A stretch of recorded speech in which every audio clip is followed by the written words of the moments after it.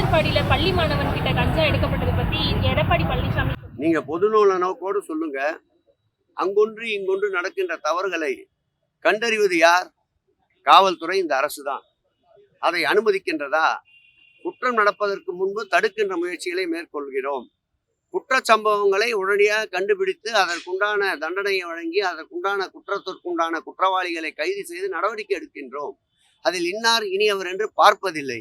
ஆகவே நீங்கள் சொல்லுகின்ற இந்த தவறு கூட காவல்துறை தானே கண்டுபிடித்தது. எடப்பாடியா போய் கண்டுபிடித்தார் குற்றம் சொல்வதற்கு?